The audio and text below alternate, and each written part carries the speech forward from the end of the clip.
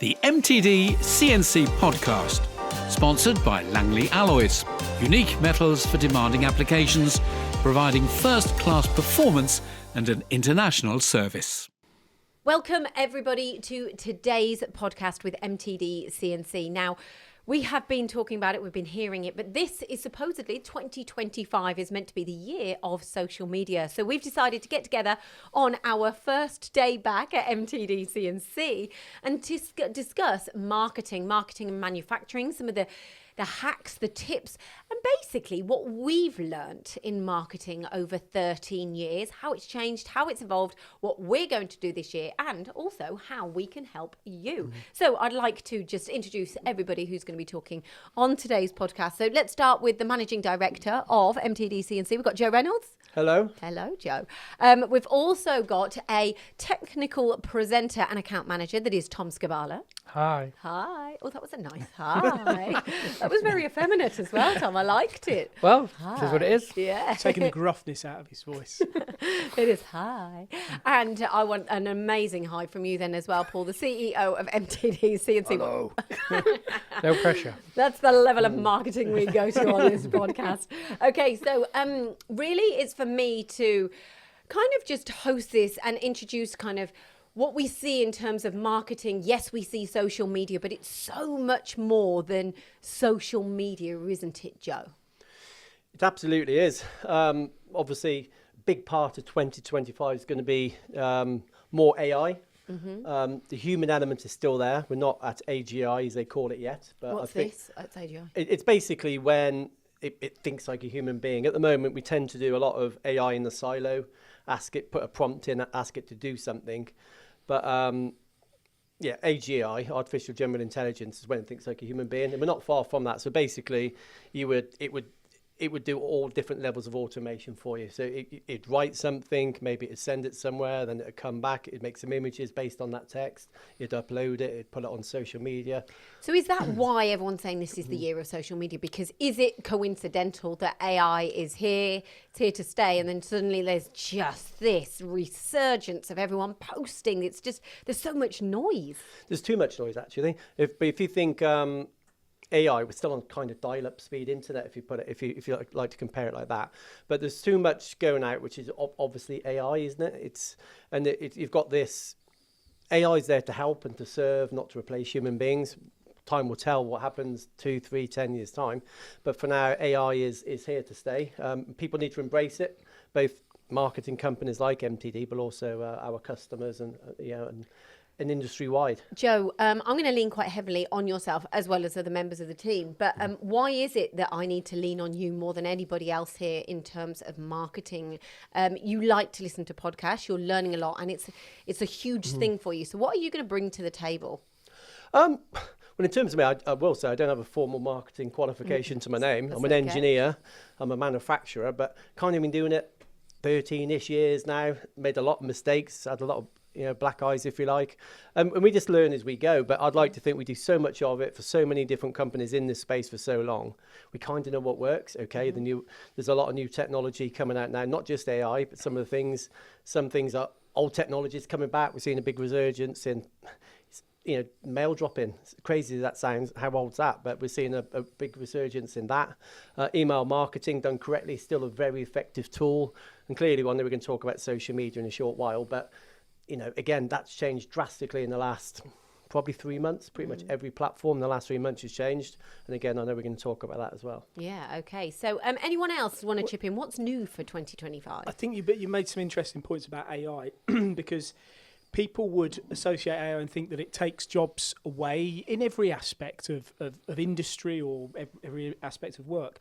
But actually, that's not the case within marketing. They reckon that there's going to be a net gain of around about 12 million jobs because of the flourishing AI. So there was a recent conference where they said there was going to be almost 97 million new jobs created. 85 million jobs. You're backing away there, Lindsay. 85 million jobs potentially lost. So there is, there's this kind of myth as well as we talk about automation in our sector that it takes jobs. Actually, it's not. It's gonna aid jobs. It's going to help jobs, and it's going to create jobs. But also companies are now, there was another statistic that 90% of companies are now spending more on marketing because of AI, because they've now realised that, there's maybe ways to get your marketing better using AI, and everybody's doing it. And that's why I think you've seen in the last year or so, probably a little bit longer than that, just as you've said, so much noise. So it's about getting through that noise. But AI is a really, really, really interesting aspect, and clearly will have big impact for marketing. And what's your perspective, Tom? It's just a really useful tool. It's not there to take over your marketing department. It's not there for you to lean on and depend on 100%. It's there as a tool. Used correctly, yes, it can be very good. Used wrongly, it can really hinder you. So as well as using AI, you've got to also be a human. Well, yeah, but take help from people that use it on a daily basis. So obviously we use it. Joe's an expert in it.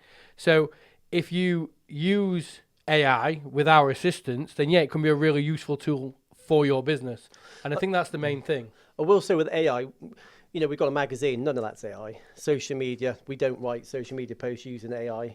There's still litigation about AI. Who owns the content to start with? If you write a blog post using, exclusively AI, there's a lot of people saying you don't own that content. Wow. And there's a lot. There's a lot going on. At the minute, it should be there to aid, not to replace. And don't forget, there's a lot of.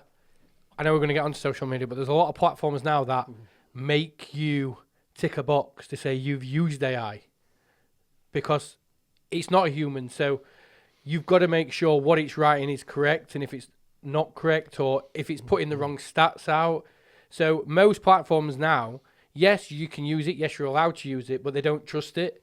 So you tick a box, say this was done with AI, because then if it is wrong, nobody can get in trouble. The platform can't get in trouble for sharing misspell or miscommunicated stats. Yeah. It's there to do the hard yards, isn't it? I'd never write a LinkedIn post using AI, but I might use it to get some ideas for a post. Yes. These are the problems. This is what I want to overcome. What sort of post should I write? Things like that. And it's good for like crunching numbers, crunching data. But I don't think people should be using it to post on LinkedIn and other social media platforms. And I think, like what Paul said, it's going to bring a lot more jobs in, because yes, you're going to be using AI to do some of the jobs maybe somebody did, but you still need somebody behind that AI to make it run, to make it work, to give you the results you need. And that might take a person that was doing it on his own might now need a team, because you might take AI to do your entire marketing where one person used to do one job. So you now need 3 people doing 3 different aspects. So it's not there to take jobs. It can actually bring more jobs in. Yeah, I think there's an interesting point as well about AI, and this is all about how it can help your company, and what do we do that other people can learn from the experiences or the knowledge that we have. And I think the big battle these days for people looking to market is, do they invest in search engine optimization? Do they invest more in email marketing? Do they invest in direct mail? There's been a resurgence in that, and in fact email marketing, and email marketing is probably a subject we might touch on a little bit more going forward. But last year, in terms of email marketing, was the best year for companies getting engagement and getting value out of email marketing. Now, 2 years ago, people would have said, email marketing's dead. Anybody that says that they couldn't be further from the truth, because email marketing used correctly is still the best marketing tool your business could have. Now, people will often say, I do too much of it. Well, you do too much of it if your messaging isn't correct, if your titles aren't correct, if your subjects aren't correct, if your data isn't correct, if you're not giving something of value. So these are all probably things that will come up, that, where do people invest? And I think there's quite a few topics within this. Direct mail is an interesting one. And, and as I say, search engine optimization. Producer Joff has just spoken to me and just said, email marketing is dead every 2 years. Is that what you just said, Joff? He said it dies every 2 years and then comes back again. Why is that? You're asking us or John? I'm asking Joff, really. I think it's like anything. If your data's poor, if I'm not a developer, but if your email's coded incorrectly, if it's poor subject, if you're blacklisted, and all these silly things that happen to businesses, it probably is dead. Magazine advertising is dead if you're in a rubbish magazine. It's a similar type of argument. You need to do it correctly, offer value to the right people, and it'll work. The reality is, you have to look at these things as a user. Okay, so we've talked about social media, which we'll talk more about, the clutter, how busy it is. Am I getting value out of my social media? Is it giving me the messaging I want? If someone sends me an email, am I more likely to engage with that than I am a social media post now? Am I more likely to look through my emails and go on a search engine and try and find something? So from a user's perspective, you have to look at how a user works and then go, okay, well, I'm going to tailor my marketing around, you know, what their preferences are. And email marketing last year in 2024 had its best year for engagement, audiences for engagement, basically. Yeah, it just never dies. It's just it just goes up and down. Talking about that, then, what I'm picking up is a strategy. Let's talk about marketing strategies then. Okay, I'll start. Just the one thing, just on email, what's going to make it probably better, well, as good as it's been since probably 1996, that sort of era when it started, is this hyper personalization of data using AI again. So at the moment, they're probably going to know what size your clothes are, but it'll know your buying habits. So Tom only buys red clothes, Paul only buys blue or grey, and all the messaging on social media will be people that look like Paul wearing the type of clothes Paul will wear. And that will fall through to... God, that's powerful. Well, if the data's there, they can do it. And obviously with AI, we can analyse this data quicker. But going on to a marketing plan, the most important thing is you stick to it. People are tempted, maybe we've fallen victim to this in the past. You follow trends, don't you? Yeah. AI, you've got to do AI. We're talking about direct mail. Crikey, I've got to do direct mail. Really, whatever you decide to do, you stick to it. But I still believe, and we'll come on to SEO, no more than 5% of your marketing budget on SEO, and a content strategy, showing up in the right areas where your customers hang out and offer value. Okay. And do you know what, for here in 100 years time, that will still be the same. Offer value at the right place where your customers hang out. Yeah, it's true. So what would you say in terms of MTD content strategy? What would you say to customers out there in 2025? It's exactly that. If we're doing your marketing for you, it's what will happen. We've got the added advantage of our huge channels. But if you want to try it on your own, go and do it. Make the content good, put it in the right place at the right time to the right audience, and it'll work. It's a lot more to it than that. There's a lot more to it than that, but have a go. Yeah. But content is, this 2025 video content. We've been producing it. We've been distributing it for years. But this year it will be in demand even more than it has been in previous years. And in fact, the supply won't even get close to what the demand is. So you can never make enough video. And I think that, some people will have to learn to become comfortable with being uncomfortable, because video media, putting messages across on video, is going to be a critical part of any marketing strategy. And that's not just saying that because of MTD. It genuinely, we go on these platforms, which we'll talk about, social media. You scroll through TikTok, Instagram, Facebook, whatever it might be. More so now on LinkedIn, which will change again in this year. More for this. It's video. All you're seeing is video. So, that's going to be. It's got to be the heart of a content strategy. I'd like to say something about SEO in a minute, but we'll come back to that we'll come back to that. Let's talk about the sales funnel for companies. You've said before, coming on and doing this podcast, the sales funnel is dead. Is that correct? Well, it's a decent headline for a video, if nothing else, isn't it? If you as a short. But joking aside, there's some people I follow closely, and they do believe the traditional sales funnel of the lead, nurture, prospect, order, and all that is all but dead. And it's what I just said a minute ago. The sales process is now linear. It's not I'm here and I move slowly down the funnel. It's I'll buy when I'm ready. You know what I mean? I'll buy one already. So what does that mean? It means you do have to create content, not just video, written content. If it's LinkedIn, you might want to do some carousels, some nice infographics, whatever it might be, but do it regularly, offer value in the right place.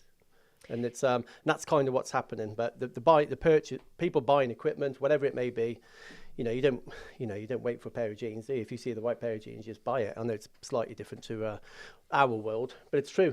People are more educated. That's for sure. That's what I see. They're far more educated, and I think that is everything seems so close because we have a phone, so it's become very close and very personal, hasn't it? All of this information going out there.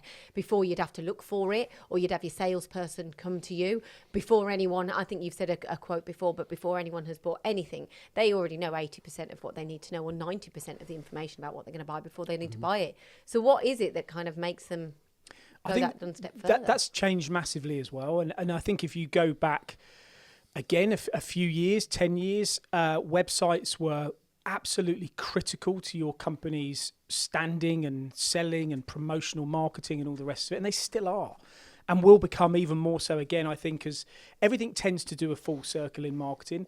But what you found is people have moved away maybe from the kind of focusing too much on their website and focusing really heavy on the social media and on YouTube and things like that. But really, you need a really good mix of all of them. And websites are critical now. I mentioned about search engine optimization.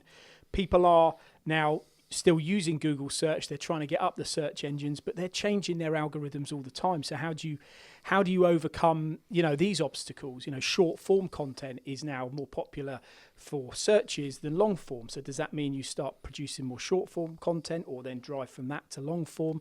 Do you start adding that to your website in order to make sure that your website ranks higher?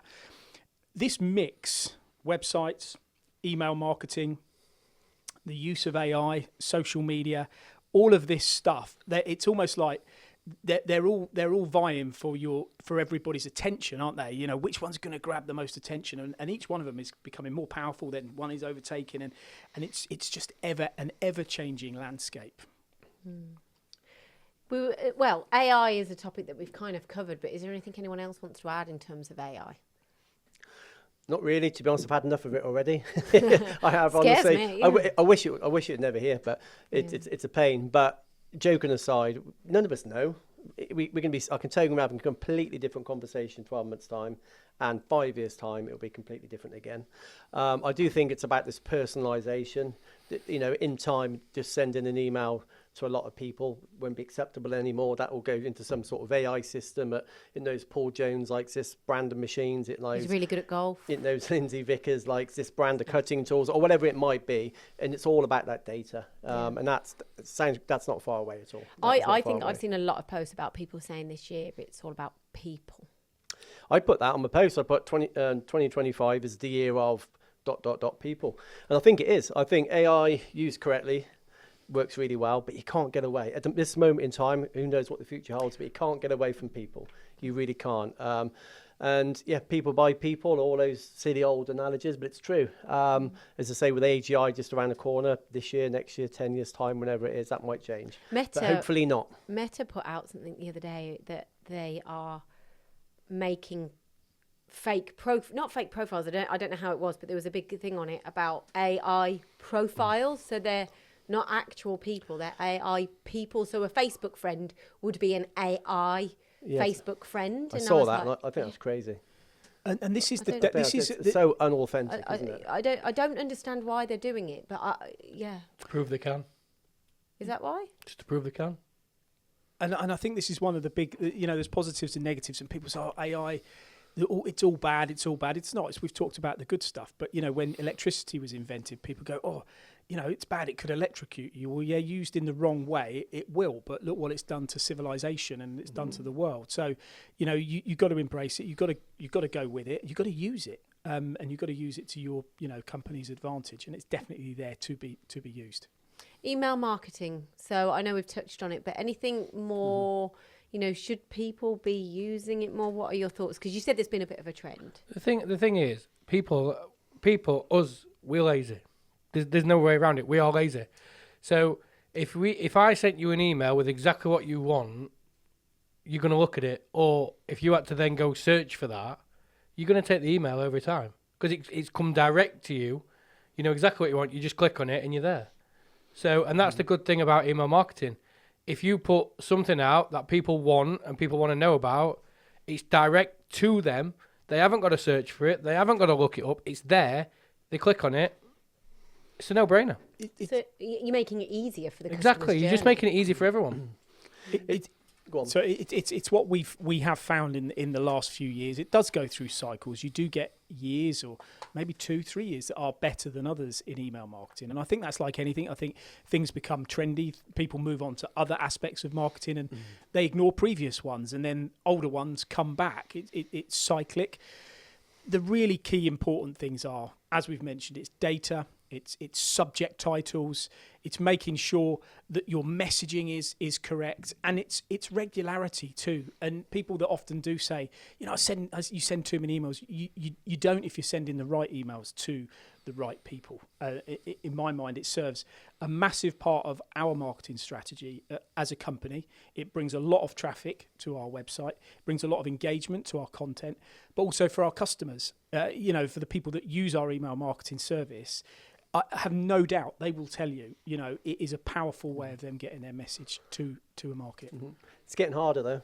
It is getting harder, I think, because with the way these mailboxes are set up with Outlook, you've got currently 2 mailboxes, like your primary inbox, and what's the other one called?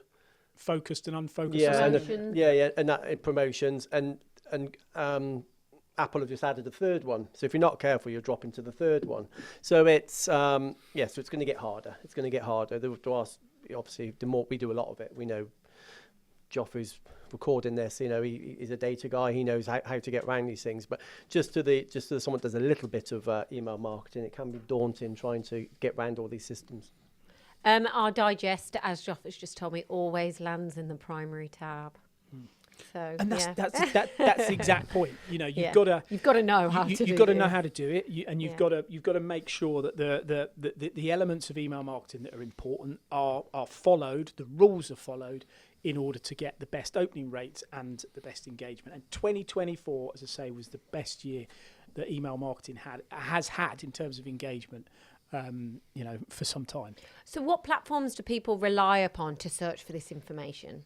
Because we've spoken about Reddit as well. That's kind of like a community platform. It's a forum. Is that, do people use? It's search, isn't it? It's like, for me, it's like, what do you do when you want something these days? Do you go to Google to search for something? That's me, yeah. Do you go on to YouTube and search for something? ChatGPT. Do you go on to ChatGPT? Yeah. Or do you go on to a social media platform? What do you do? And I think you're presented with so much choice, and this is why it's a fascinating battle between these big players. How's Google going to fare with other AI competitors, for example? But Google still has 100 times the amount of searches on it, probably more than other search platforms. So it's still a preference, and it's still like you. I'm the same. I would always go to that. So it's looking at that. How do you get to the top of Google? How do you become one of the that comes above the fold? Because there's a lot of paid promotion that why does the AI piece come in at the top now? Because obviously you put it in, you've got an AI answer in Google, and then you've got I'm assuming the paid people at the top, and then you go down. You don't want to be on the 10th scroll across page, do you? No, and it's tough because no one quite knows yet. Like everyone's saying to improve SEO on Bing, aren't they? Because it's Bing that ChatGPT trawls before anything else. So then all of a sudden you're thinking, crikey, when was the last time you optimized for that type thing? So it's tricky, but that is the new SEO is getting optimized for these GPTs, for these AI search It's all engines. about eat. If you want to be, and it's not the eating that you're probably thinking, but it's the experience, the expertise, the authenticity, and the trust.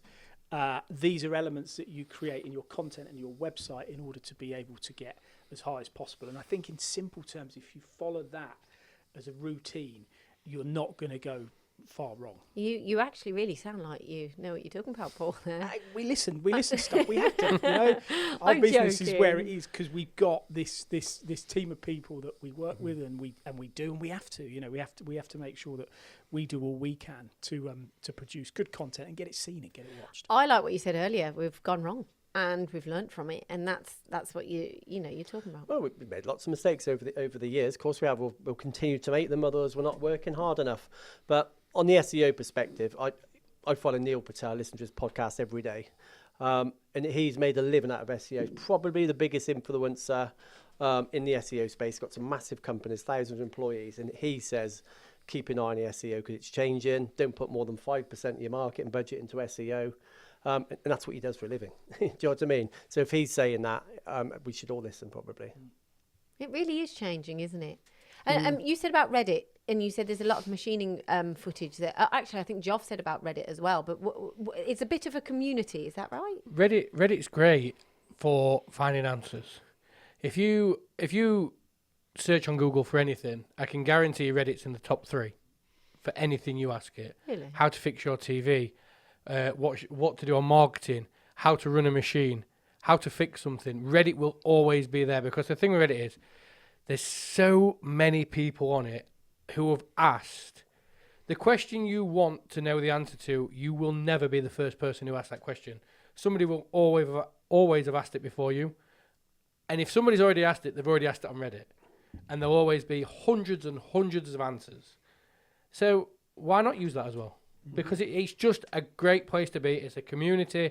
You can get chatting with people. And if you need to learn something, there's somebody on there who's probably done it wrong, made mistakes, fixed it, learned how to do it, done it right, and now tells you how to do it right first time.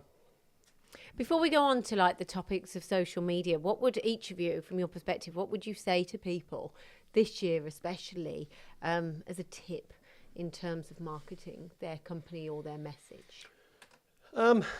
For me, you could probably guess it. I've said it 3 times. Video, not just video, in all fairness, it's still, the written word is still powerful, whether it be in magazine form like ours, whether it be a short social media post, long form, short form, but creating world-class content and getting it viewed.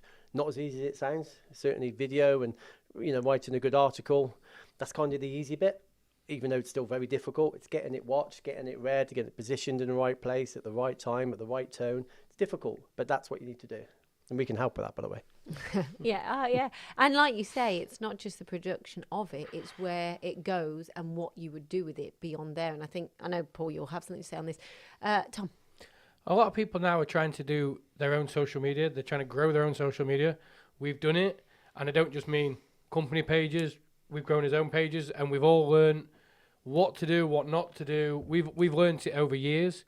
So there's always a myth that we're out just to grow our own channel, but no, we can help other people grow their own channel by using ours as leverage. So why struggle? Why make all the mistakes? Why make it so your social media takes years to grow instead of months? Use us, use our expertise, use what we've learned and our knowledge, and don't make the mistakes we did, so that we can jumpstart and help you grow your pages faster than you would do if you did it on your own. You said earlier about collaboration on LinkedIn. There was a video that you went out and you said, oh gosh, it's like 300,000 views on this, and it's about collaborating. Exactly. We can. So we put a few posts out lately for customers on machining footage, just out on LinkedIn on machining footage, and they've seen a significant grow in their channel. They can literally see the peak of followers from that video going out, just because people have seen it and gone, well, we want to know more about that. Let's go to the source. Because the thing is, we will always tag the customer in. We will always do a nice write-up on it. And like Joe says, none of our write-ups are AI. We write them from our own expertise. Yes, we might use AI as bullet points to help. If I need some facts, I'll look at people's websites, so on and so forth. But at the bottom line, that entire description will have been written by me, by Joe, by Paul, by you, by any of us, because of our knowledge. So why not use our knowledge to help you showcase your equipment? Yeah. What would I think? You can ask me. The question was, Paul, what would you recommend? So I think that you got to start with where you're presenting your content. So your website is obviously really, really important. It's got to be responsive. And I think to have the best website, you've got to these days have content on there that we've said is authentic, maybe some thought leadership stuff, some valued opinions on. Can you tell me a bit more about the thought leadership? Just everybody wants to, thought leadership. We're in this room, we know our topics, we're part of an industry that we've been involved in for a long time, so we can communicate about things that we love and we see, which we do regularly.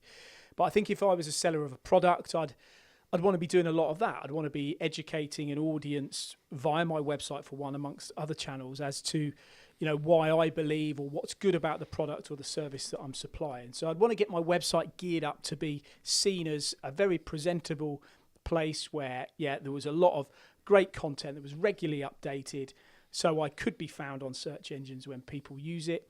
My social media activity would need to be full of video content that we've talked about again. Utilising, my own channel as well as others, potentially like ours or whatever, to get as big a reach as you can. I think you've got to be a bit different as well because of the noise we talk about. So I think I would have a clear campaign of a message I want to get across in a year and stick to it. and then assess at the end of the year whether I succeeded. So I would pick a particular product, a set of products, and clearly focus my campaigns on getting success from those. And I would be using, things like email marketing, search engine optimization, as Joe said, probably not massively. I'd just focus on getting good quality content to be put on my website, and then growing my social media channels and my social media audiences. As Tom said, using strategies like he mentioned. So, and then there's direct mail and publications too. You can throw those in. But I think anybody, and we never do this and wouldn't, and it would be wrong to, go to somebody and say, right, spend all your marketing money or your program of marketing on one particular thing, because these days there's so many options and there's so many things that are changing that you need to participate in everything. And I think it's what they call the marketing mix. One final point I meant to mention, we're hearing about this merit-based content at the moment, and it's something TikTok started and everyone's following now. So basically you can have a low follower count, but get loads of engagement, you can get loads of views. You'll notice on pretty much every channel, not YouTube yet, when you look at TikTok, Instagram, and now LinkedIn, it's merit-based. So if the content's good, it'll get good eyeballs. Obviously, if you were to partner with MTD, obviously that just explodes it that little bit more again. But even if you're sat there with one follower, a video can still go viral, whereas before that was impossible. Wow. Okay. I find as well, just from my perspective, because I don't know all of what you guys, I do know obviously elements and I know the production side of things, but for me, I often go out to companies and they'll say, oh, we did that on the last video. We said that on the last video. And for me, I always keep saying, no, what's your headline? What's your headline? Just if you're going to get a message out, Coca-Cola, they produce an advert every single year. We know what to expect. There's going to be a great big red truck there, albeit AI this year. But, it's still that same message. And so I just think people sometimes forget, I don't know what it is, but it's almost like taste buds, for a child to like a taste of something. They say they don't like it. They've got to try it something like 15 times before the taste buds grow to like it. Similar to that, in a sense, is keep pushing that message down. It will go in. It will stick. When you say something once, it's gone. Say it twice, okay. But you've got to keep pushing that headline. So if you say, someone needs a marketing strategy, you have a strategy to make sure in 6 months' time your customer knows, even if it's just one thing from you, keep pushing that one headline. I think that personally, that's something I would give as advice. It's really important. You can't, and it's a good point, because people do often say to us, oh, well, we made this before. We did something like that before. Well, people's habits of how they consume content and how they're marketed to is changing all the time. And it's changing because of the amount of content there is out there. So if you don't almost compete and enable yourself to always be seen, then there's going to be far more many people that are going to be seen in between the times that you're seen. So your strategy should be about quality of content, but it should be about the quantity of the distribution. And what someone might miss today, they might not miss tomorrow. And in our industry, for someone selling high value goods, they really don't want to be involved in that situation where they missed it tomorrow or missed it today, whichever one. Yeah. One of the days it's gonna sink in. Absolutely. You've got to be in it to win it. I'm gonna have to move on to probably one of the biggest topics is social media. Like, this is huge. It's like when I first started at MTD, I think it was like 8, 9, I don't know how many years ago now. I just work it out by my child's age, actually. I remember, Paul, I'm going to put you in it, but sometimes back then, and it's fair, you'd be like, oh, just do that quick up for socials, because we used to, didn't we? Yeah. That's fair to say. We'd do a swarf and chips, and we'd be like, I'll just put that on socials and stuff. I think little did we realise how powerful those, just put it on socials became. Tom, you built a channel, like you built your own, the UK Machinist channel on social. Like, since then to now, it's huge. That was years ago. You're right. We did that, and we looked upon it and thought, where's this all going to end or lead to? And where it's led to these days is just an explosion of stuff, and it is trying to keep up. And as we've said, it depends which aspect of social media you're talking about, and I'm sure you'll navigate or guide us through this conversation. But it has changed so much. It's unbelievable. When I look, my social habits haven't changed much on social media, and they Why are you laughing, genuinely Tom? haven't. Why? Just From channel to channel maybe, but I still don't use it as much as. What's your favourite channel? Would be TikTok, 100%. What's your screen time? Well, this is it. My kids look at screen time and they go, "Oh, Dad, I've only had 3 hours of screen time a day." My screen time is next to nothing. My phone is for texting. I do go on social media, but I'm not. What I'm saying is my habits. Social media that's screen time as well. Yeah. But what I mean is my whole behaviour on social media is not kept pace with how social media has exploded and grown.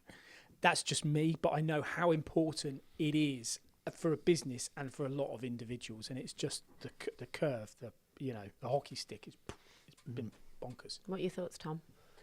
Social media is always going to have its place, and like I said, it's just getting bigger and bigger and bigger. But that brings positives, as we all know, but it also brings negatives because there's a lot of noise on social media now. Which platform do you want to start on? LinkedIn. Right, LinkedIn. We'll not ask Paul about this subject because we already know his feelings. that ruffled some feathers last one, didn't it? Yeah, I know. So, what do you think about LinkedIn, Paul? I just think it's just become too busy. I do think it's a very valuable resource. I use it. I need to use it for business, and it's a good way to communicate what I'm doing, but more importantly, industry-related topics, what our company's doing. So I find it as a platform. I see the benefits to it. I see how it's grown. I see how valuable it can be to some people. It's massively valuable to our company. Joe said on the last feature that we do have people all the time selling product as a result of the posts that we create. My concern with it still remains and will probably grow throughout time is I do feel there's this kind of social element to it, and it's a social media platform which has become too much, and there's too much of that compared to too much valuable content which I'm going to learn and be educated from. But if that's what that platform wants, that's the problem is you always had Facebook, nice to connect with family, nice to put posts on about birthdays and new jobs and whatever. LinkedIn was always the business page. It was, I work here, I can offer you this service. Look at this video I've made about what we offer. We went to this place. Look at this machining footage. It was great. This tool was doing really well. That sort of thing. The problem with LinkedIn at the moment is a lot of that Facebook content of, oh, look at my family, oh, look at this, oh, look at that, is now starting to merge onto LinkedIn. So like you said, the problem is there is a lot of content on there now. And also, and this drives me bonkers, and it must drive everybody else bonkers, is there's a lot of people doing them silly posts where I'm starting a new job, but I'll tell you later. Yeah. What? No, just tell me if you're starting a new job, because then if you've gone somewhere that benefits me, then we can talk about it. Don't just write, I'm on a train today. Brilliant, thank you very much. Or I'm in a coffee shop. How has that got any benefit to me? Or anybody else? That's like when people checking in at the hospital and then they don't actually give away why because everyone's then worried. Which people would do on LinkedIn if that gave you the option, which it doesn't. LinkedIn was always for businesses. In my eyes, that's what LinkedIn was for. It was businesses talking to businesses on where deals were made. And like you said, it works really well for us because we've got customers who sell products because of the posts we do. But that's only because of we now have a strategy which we can sort of weave through the mess and get our content shown to people who really want to see it. I just think LinkedIn at the moment needs to sort of crack down a little bit on, is this post going to give... relevant. Is it relevant? Is it going to give somebody advice? Is it going to help somebody? No? Get rid of it. Yes? Keep it on. And the best thing was, and this goes back to something else, I put a competition on LinkedIn, a few months ago now. I put it on every platform because it was for a customer.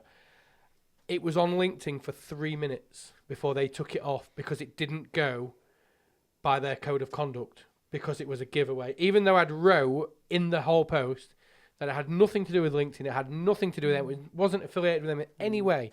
That was removed. But yet a post saying I'm on a train or I'm in a coffee shop. You know stays. what though? Why? But I know why, Tom. And the reason it is because as much as we talk about AI, as much as we talk about computers, we are people, and we want to see, we're nosy. So it's, we actually, even though we see it and we find it frustrating because we've not benefited from it in a sense, we're nosy because then we're seeing what people are doing.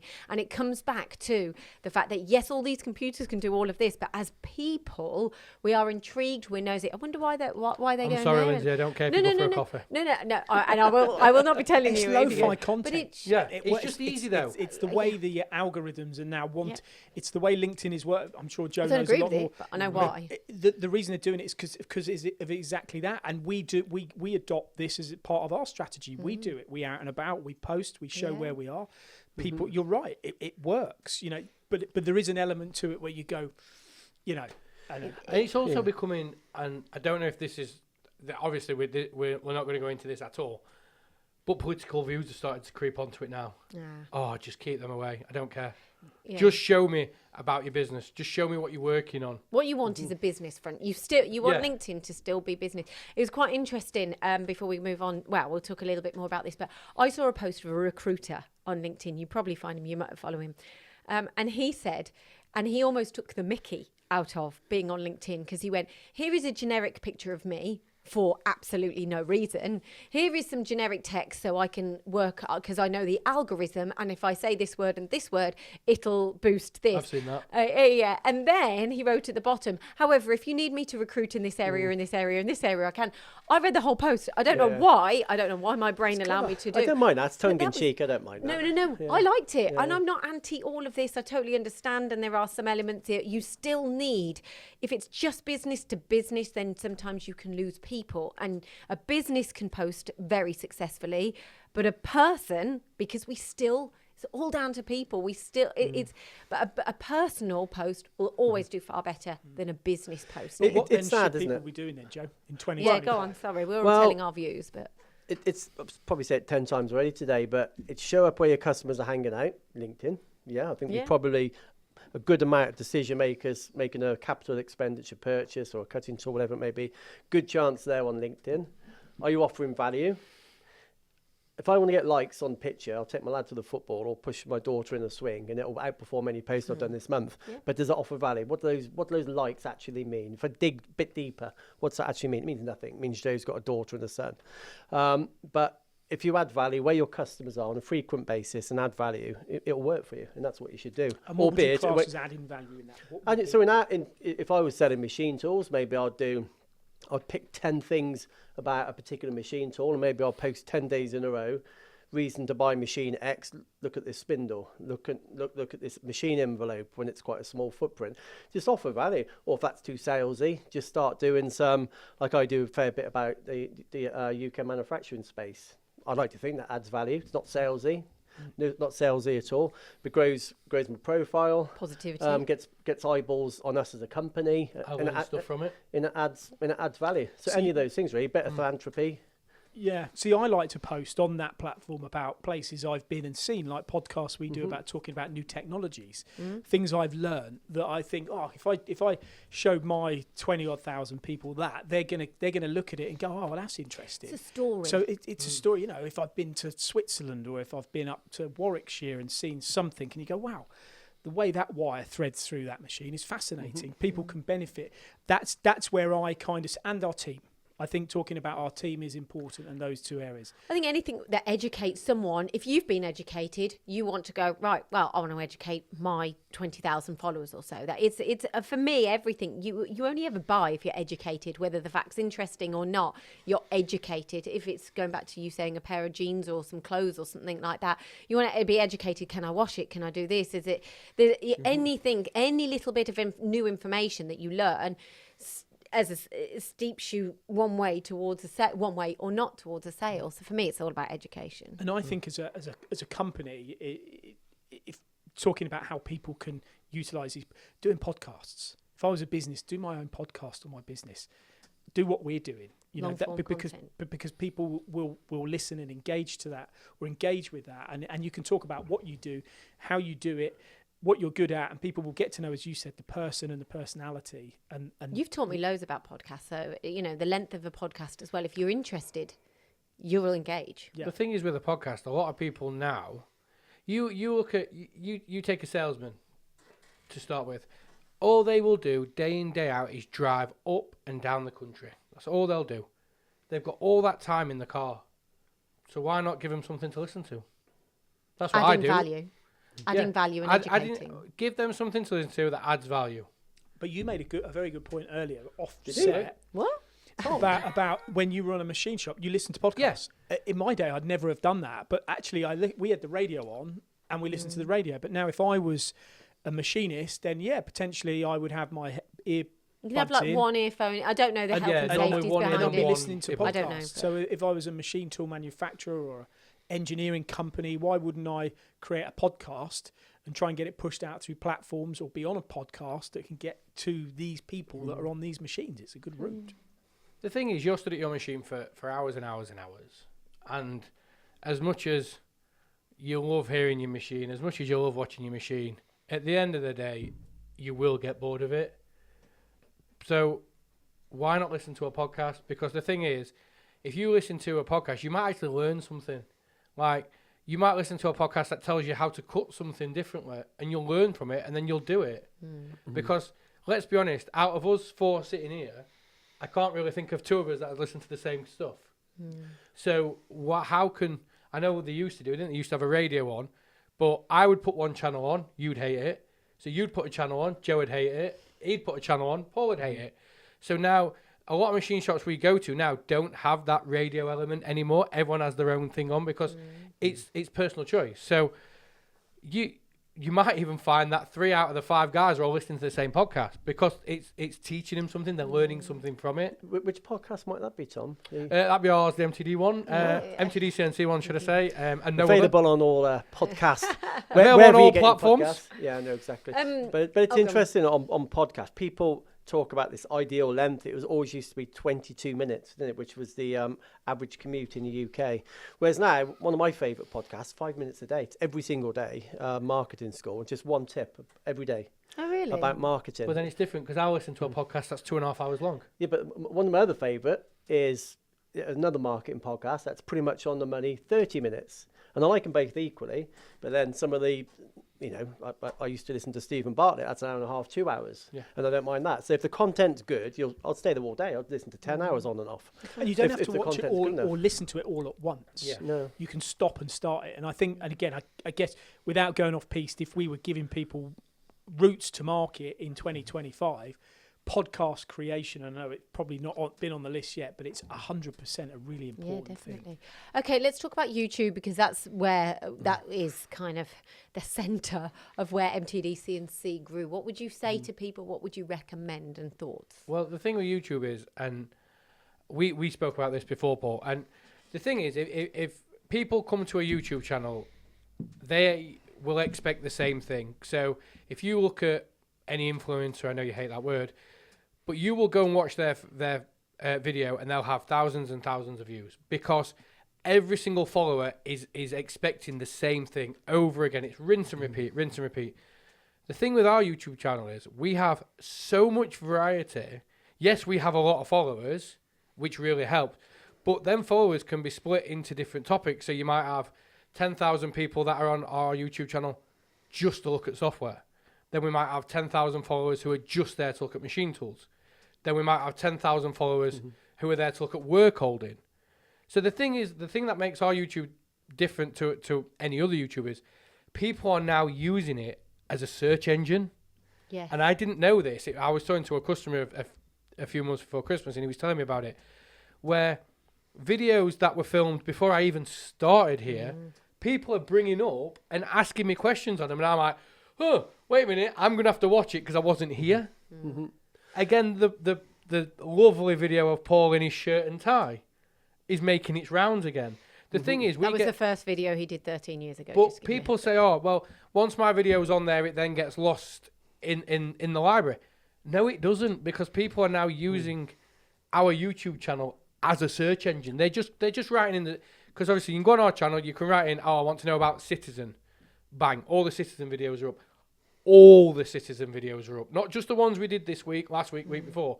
They're all there. So people might even... And to bring the point to a close, I got asked about a video a few months before Christmas about a Herco machine, and it was a VM10, but an old one with the old control. We were doing a case study, and a guy had just bought one. He'd been on our YouTube channel, searched for that machine, gone back to when Paul had actually interviewed David Waghorn on it to find some of the information out about it. And that blew my mind, because that video was like 5 years ago. Doesn't matter. It doesn't matter. That video is on there forever. And people will always still look for them. The thing with YouTube, I believe, and it might change slightly with LinkedIn, time will tell, it's the only search engine / social media where things remain discoverable, probably forever. We don't know, but probably forever.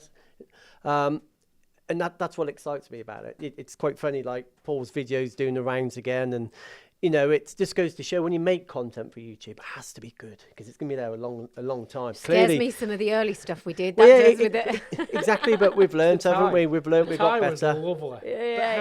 How would a customer get the best out of it, though? How would customer... This year?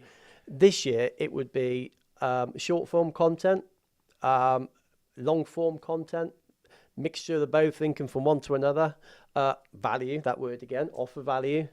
Don't necessarily just look at subscribers. You need to dig a bit deeper. Total minutes watched is the #1 metric on YouTube, not subscribers. You can have 100,000 million subscribers if nobody's watching. Who cares? And if they are they only watching for 5 seconds, or they're watching for 5 minutes. I don't know what is it, 3 minutes something, our average retention on YouTube, something like that. I don't know off the top of my head, but it's over 3 minutes. That's a proper YouTube channel. So dig a bit deeper, look through the metrics. But yeah, it's great content, Paul, really. Can we provide those metrics as well? Just, you know, if say someone uses MTDCNC, can we provide them with the metrics of their video and their total minutes watched? I mean, I think the key things with YouTube is authenticity. It's the age. It's the age of your channel, how long it's been in existence, or how long it's been publishing consistent content. That's really important. Watch time, massively important. And again, I don't want to be this is what people should be looking to achieve, potentially with their own channels or leveraging ours. And if they do leverage ours, this is how you get the best out of it, by being able to give people good quality content. They'll watch it for a long period of time. A channel will then flourish. You'll then be able to present more good quality content to people around the world that will stay in the index for years and years and years. And it is the go-to place when people are looking for problem solving and solution solving. I think Joe's right. Yeah, we've got a lot of subscribers, but that's not the end. That's not the be all and end all.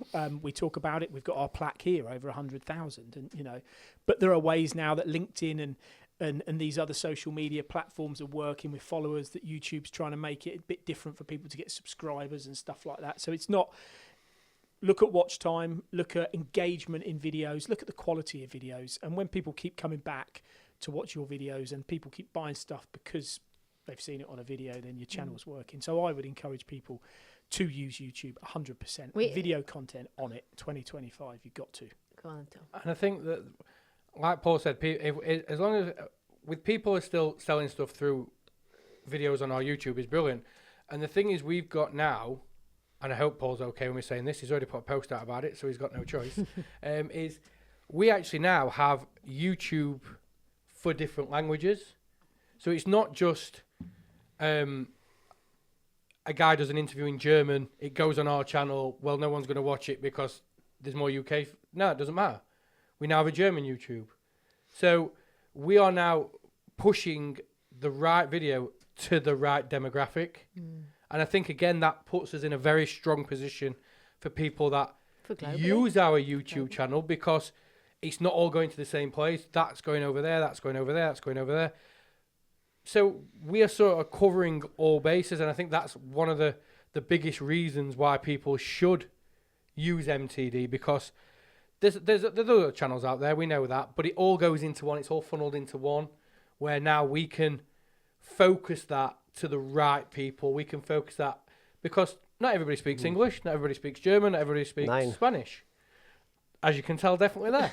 Yeah. So we can now push it to the right people in the right language, and it's just the best place to be.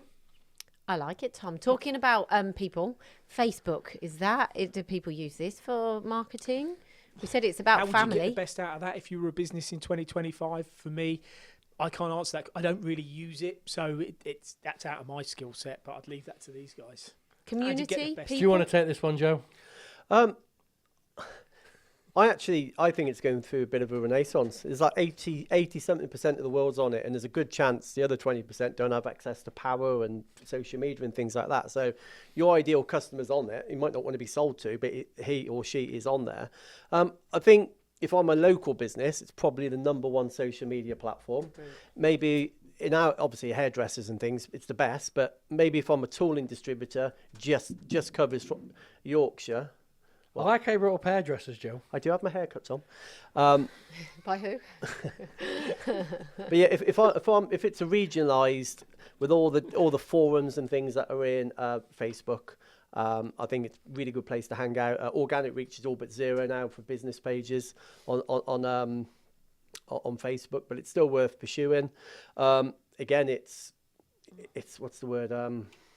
Well, groups is making a big comeback. That's what I'm thinking. Yeah. It's all about community on Facebook. Yeah, there's a lot of groups. Groups no longer appears in your feed, so I'm told, which is a bit against them. You have to go in and find it, and I fall victim to it because we've got a couple of the groups on Facebook, and you have to go in and find it and view it. It's not on your feed anymore.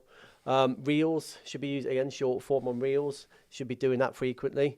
If you don't have time, to be honest, just link it with your Instagram page, and that's going to pull your Reels across from your stories. Are you giving away? Is he giving away Giving your our goods? secrets here, Joe. Sorry? You're giving away secrets here. Makes my life so much easier, that does, Don't do it. No, don't listen to Joe. But you're right. Facebook again. You should use them all really, but Facebook, used correctly, it's a good tool. I think you're right though. It's starting to make a comeback. Facebook sort of. Well, when I first started social media, I started on Facebook. That's where I first started, and it was always great. And then it sort of Instagram sort of came in and went flying past it. Facebook just sort of went, okay, you do it on there. We can't be bothered. But now I think they've gone, well, wait a minute. TikTok, YouTube, everything's starting to grow. We need to do something now. It went to video, basically. And the thing is with Facebook, which is good, is you can add a reel, which comes up in portrait mode, or you can add a long form video, and it comes up in landscape. So it gives you the best of both worlds. And I see quite a lot of businesses, again, like Joe said, a lot of local businesses, still engineering companies, who promote their posts on Facebook and try and get it out. Because the thing is, how many times have you sat at home and just started scrolling Facebook, and the next thing you know, half an hour's gone? Oh, That's TikTok for me. But all you've got to do is as a business owner go, oh, that's quite a nice part. I wonder where that was made. Bang, you're on their page. As soon as you're on their page, they've gained you. Yeah. So I think Facebook is starting to come back. Like Joe said, I don't think it's something. I think it's the reels. I think if you put a video out there, you're going to get information quicker than a still. Facebook was a still. Instagram was video, and I think we'll probably come on to Instagram next. But isn't that the evolving? And like Joe said, if you do want to use Facebook, but you don't really want to spend time on it, and you do use Instagram, because they're now owned by the same people, there is a tick box. Don't get me wrong, it's a bit of a nightmare to do it, but every time you post on Instagram, it automatically runs Facebook. Sure, and just final thing on there, it's now, and you'll notice it yourself, it's intent-led. So if you're scrolling through your timeline, you won't be following any of them people. Very small. I bet if you're maybe 20% of those people, whereas before you were following 80% of them, but it's all these looky-like audiences, and I don't actually like it, actually, that. It just dishes you up with the same style of content all the time, but... So you don't like LinkedIn, you don't like Facebook, anything else? It's fine. If you combine them all, you'd have the perfect. I think the intent of this podcast is what people should do in 2025. They should be participating in all of them. They should be growing their LinkedIn profiles, growing their LinkedIn company pages, encouraging their staff to grow their own profiles as well. That's important. Learn to be uncomfortable or comfortable with being uncomfortable. That's just the way to do it. Leverage video content on YouTube channels. Create a good quality website that allows you to be able to show your message clear and bold to the world and be found easily. Do digital marketing and print and get the best out of these tools. And guess what? We can do and help you with all of that. Not being too salesy, but that's what we can do. Exactly. Use our expertise. We've been there. We've done things wrong, and then we've done things right, and now we know what works and what doesn't for each platform. Yeah, and we've got the people, the knowledge to create the content as well, and assist you with all of that. Yeah. Okay, then I think that is it for our marketing tips, tricks, hacks, however you want to call it, podcast of January 2025, helping you market your business, your company, your message as clear as possible to the right people in the right place. Paul, Tom, Joe, thank you very much. Thank you. Thank you for listening to this episode of the MTDCNC podcast, sponsored by Langley Alloys, specialists in a wide range of exotic materials for any application for all your engineering needs.